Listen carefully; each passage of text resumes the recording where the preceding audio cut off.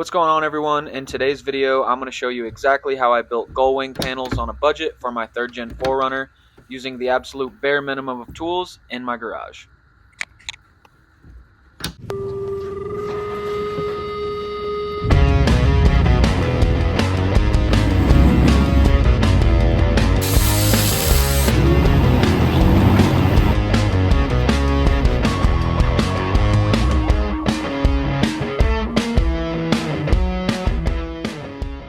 What's going on, everyone? Welcome back to the channel. This week we will be working on the 3rd Gen 4runner. I have started a very long list of things that need to get done before we start taking this thing out camping and wheeling for the summer. Some of it is some products that I've had laying around and need to get installed on the truck, and some of it's just some routine maintenance that I've been putting off. As you can see, we have a ton of stuff to take care of on this thing. I have been neglecting it for a little bit, obviously, because I've had this guy to work on. Definitely won't get to this whole list in this video, but we're gonna do as much of it as we can. Went ahead and started off with some easier projects on the list. Reload Off-Road sent me this prototype for a interior light. This is a 3D printed part that is essentially meant to replace the factory dome lights. This was super easy to install. It took me about 2 minutes, and yeah, basically you just unclip the factory dome lights and then this one snaps into its place. These LED lights also have a ton of different color options. You can adjust speed, brightness, all kinds of fun stuff. It's a pretty random install in the 4runner, but it definitely beats the factory dome lights. Reload Off-Road is a sick company, and you should definitely go and check them out. All right, next on the list is I'm going to be installing a Wolfbox, which is going to replace my rear view mirror. As you can see, this one's pretty beat up and can't really see out of it anymore anyways because I spray painted vinyl paint and oversprayed onto the mirror. This mirror never really served a purpose anyways. When I have the spare on there, you can't see out the back, so we're going to get this installed. If you guys are unfamiliar with Wolfbox, essentially this is a digital touchscreen smart mirror that replaces your rear view mirror. This thing comes with a front-facing camera as well as a backup camera. It's compatible with micro SD cards, so you're able to record all of your drives if you choose to. And the mirror is powered by 12-volt power. Basically plug it into a cigarette lighter. As long as it is ACC power, it'll turn off and on with the vehicle. Getting this thing thrown over your rear view mirror is pretty easy. You just use these little rubber straps and it clips right over it, and it's sitting there pretty snug. Obviously you have your front facing camera. Now you have a front facing camera, and then all that's left to do is run all these wires.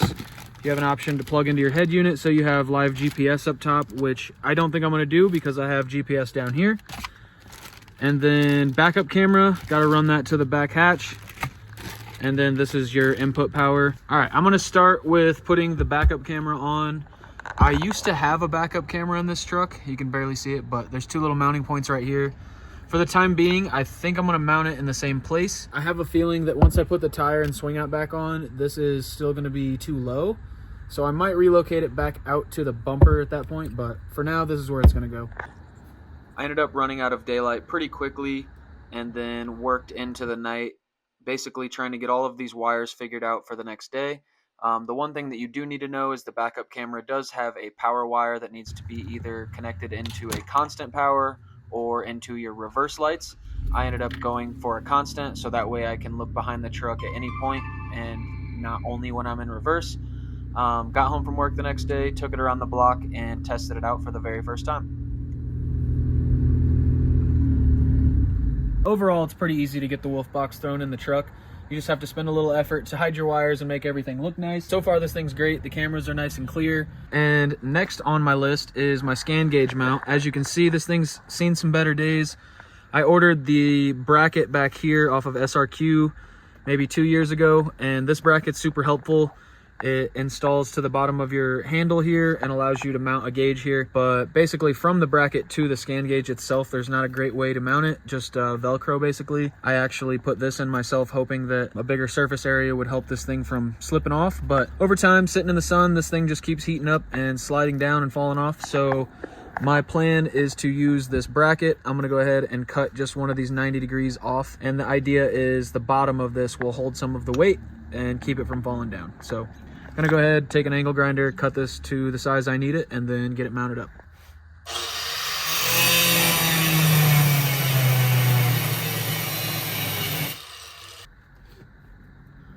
I really never thought that something so simple would give me so much trouble. This is probably the third time that I have tried a different method of keeping this scan gauge from falling down. I've tried double-sided tape, I've tried Velcro, I've even tried gluing the scan gauge to the Velcro, and so far none of those things have worked out all that great for me. I know that there's a couple different companies that offer like mole panels and stuff to mount gauges like this too, but I already spent $50 on the original mount, and it's not really something that I want to spend money on, so if I can DIY it at home, I'll gladly do that. If you guys have any advice or something that worked for you guys in your truck, definitely let me know in the comments. Next up on my list of infinite damage, I am replacing some riv nuts that have been holding my Gullwing onto the truck. Although they've lasted for quite a while, nothing really lasts forever. Over time, these little riv nuts have just kind of stretched out and started to spin, and one of the hinges ended up breaking at the end of the year last year, and I never got around to fixing it. So when I went to replace that, the riv nuts were giving me some trouble. Pretty easy process, just pulled the old riv nuts out with some needle nose pliers, got the riv nuts replaced, and then replaced the hinge.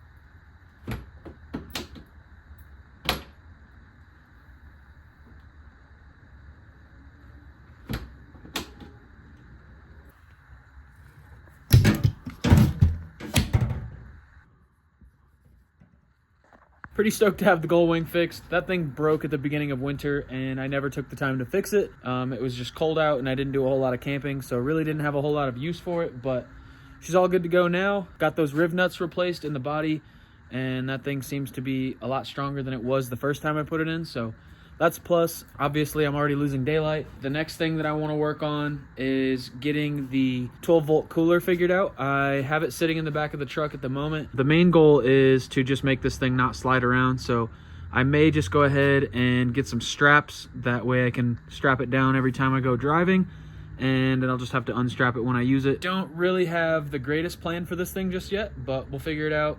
I definitely am running out of space in the truck, which is a bummer because I want to get this cooler in here as well as the Badlands jack, but we'll just have to make do with what we got. I will keep checking stuff off this list, and hopefully this truck will be ready to go on an adventure this weekend. Surprise! I forgot that the cooler was in the back of my truck and drove to work the next morning. I guess I took a corner a little bit too fast and the cooler shattered my window. I ended up driving all the way to work like this and then putting some tape on it just so it didn't explode on the highway on the way home. Luckily, I have spare material to make another Gullwing, so I think that's the plan. I'm not even going to worry about putting new glass in it. I am going to get all of this broken glass out, start getting my stencil ready to cut out another panel, and then I think I have spare parts to do all the hinges and everything. If not, I ordered spares. So whether they're here today or tomorrow, we'll go ahead and get this guy replaced. This was not on the list of things to do on the truck, but I need to get this fixed so I can leave the truck outside. I am not able to leave it in the garage at the moment because it's too tall and I don't have any room. So got to get this window fixed. And yeah, the Gullwing hinges that I fixed yesterday, I guess also broke due to that cooler sliding around. I feeling pretty silly for leaving it in the truck, but away she goes. Got to get to work while I got some sunlight and get this stuff fixed. Not gonna lie, I really wasn't all that bummed when the window broke, knowing that I had spare material at home to make a second Gullwing. I have really enjoyed having the Gullwing on the truck over the last year or two. It definitely makes it pretty convenient when you just need to get something in and out of the truck quickly and you're off-roading or camping. Mainly because normally I have the swing out on the truck, so between opening up the swing out and then opening up the hatch, there are moments when it's just a little inconvenient to do all of that just to get inside of the truck. So the Gullwing saves you a ton of time and is super convenient. I spent a good 20 to 30 minutes cleaning up the remainder of the broken glass and then starting to get the surface around the window cleaned up as well. This part of the process can definitely be pretty time consuming. Luckily, I was able to get most of that window tar out in one piece with the help of a blowtorch and a razor blade, and then went back through everything one more time with a razor blade and a piece of 80 grit sandpaper to try to get rid of any of that adhesive that was left over and kind of roughly prep the surface for some spray paint. It's not going to be anything super fancy. The other side of the truck, I actually used a Rust-Oleum brush-on paint. This part of the process is definitely optional. The surface that I'm currently painting is covered in factory white paint, or was before I sanded it down. So it wasn't necessarily to prevent rust or anything like that. Just gives it a little bit more of a finished look in my opinion. Between the broken taillight and the overspray that's going to be all over this truck, I'd say she's pretty much ready for a car show. And there's your finished product. Not too bad, not too good. From here, I went ahead and moved back into the garage where I grabbed my piece of stainless steel and my template. Unfortunately, I don't have the greatest set of tools to cut something like this out, so went ahead and used the angle grinder. I'd probably recommend using like a jigsaw with a metal blade or something along those lines, but the angle grinder ended up doing a pretty good job. All right, not so bad. I got the panel cut out and cleaned up for the most part. Took 15 minutes with an angle grinder. I'm gonna go hold it up over the window and hopefully this cut fits. And from there, then I can lay it on the ground. It's pretty hard to get it to bend to fit the body lines on the truck, but just kind of put a tube under it, stand on it, whatever you gotta do to get it bent. And then from there, I'll go check my mail, see if I have extra hardware, dig around in my shelves, see if I have anything to get this thing mounted up. After holding up the panel to see if everything fit, I realized that it was about a ½ an inch too big, almost all the way around, so went ahead, took it back to the garage and did some trimming. I think I went through this process 2 or 3 times as far as holding it up, bringing it back to the garage, doing some trimming, just taking my time and making sure everything fit exactly how I wanted it to before I started drilling holes and figuring out mounting points.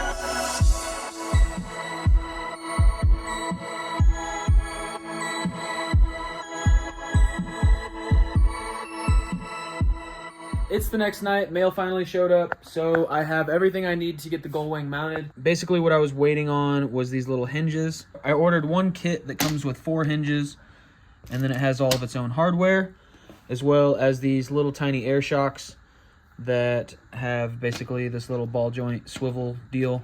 The one that I mounted to the Gullwing obviously mounts on one side, and then you mount this somewhere on the inside of the body, which I still need to do, so let's go ahead and do that real quick.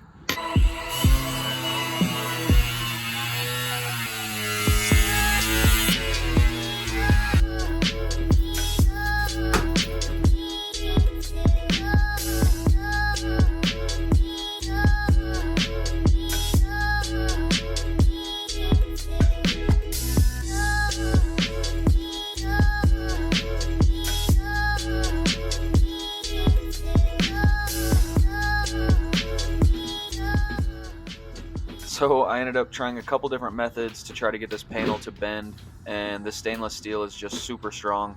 All of the other things that I tried just did not work at all, so this was the only thing that actually ended up working for me, was standing on top of it and full body weight. I ended up doing this probably 3 or 4 different times to get my desired bend, and then ended up taking it in the garage one more time to do a little bit more trimming on the panel just to make sure everything fit nicely once the hinges were on it.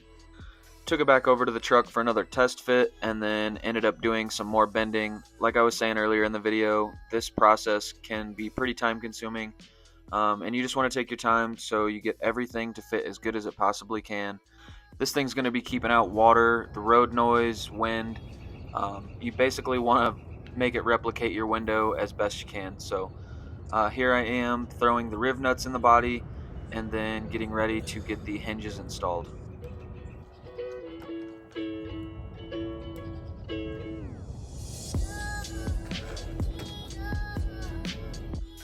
The last thing that I needed to do for the panel was get this trim piece installed. This thing is equivalent to like a door seal. It's basically a hollow rubber tube. Arguably the most important part of the Gullwing is making sure this seal is on there good. You want it to be weatherproof and keep out water and road noise and wind and all of that. So I ended up using a blowtorch to heat up the metal and make sure the adhesive stuck, and then started trimming some plastics so I could get the air shock connected as well as make some clearance for the latch. For the mount on the inside of the truck, I ended up just using some self-tappers, and that is where the air shock's going to connect to. And then had to do a little bit more trimming for clearance on the latch. It's pretty much just trial and error until you can get everything to fit nicely. At the end, I do put some more rubber trim around everything to make it look nice and finished.